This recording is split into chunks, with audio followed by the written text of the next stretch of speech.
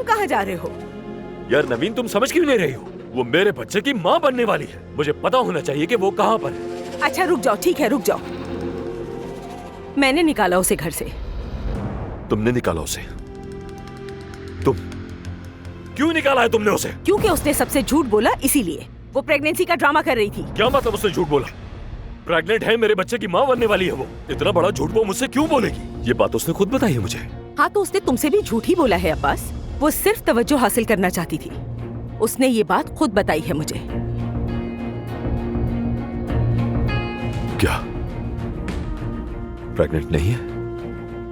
इतना सा झूठ बोला उसने मुझसे, इतना बड़ा झूठ। तुम बिल्कुल भी अपना ख्याल नहीं रखती हो फरीहा।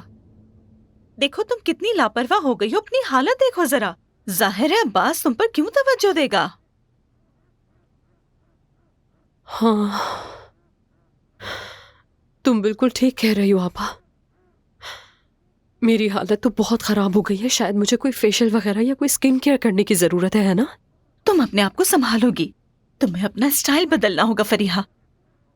फिर तुम ज्यादा दिलकश लगोगी, ज्यादा पुरकशिश लगोगी। जब अब्बास तुम्हें देखेगा तो तुम्हें देखकर हैरान हो जाएगा। हाय, तुम्हें ऐसे देखकर वो पागल हो जाएगा।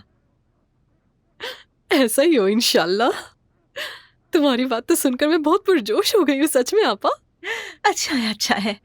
देखो तुम नवीन को अब्बास के करीब नहीं छोड़ोगी। वो तुम्हारा शौहर है, समझी? तुम उसकी हकदार हो, ये बात अब अच्छी तरह समझ लो। क्या जबरदस्त बात की है तुमने। फिर देर कैसी? क्यों ना आज ही से ये चेंज अपना लेते हैं। जल्दबाजी मत करो, आराम से। हम पहले उस नवीन चुड़ैल से जान छुड़ाएंगे, समझ गई? जान छुड़ाएंगे का क्या मतलब है आपा? हम ऐसी हालत में नहीं है कि किसी पर रहम करेंगे। क्या वो हम पर रहम करते हैं? यही जिंदगी है, जो जरूरी है वही करेंगे हम। उस नवीन से जान छुड़ानी है।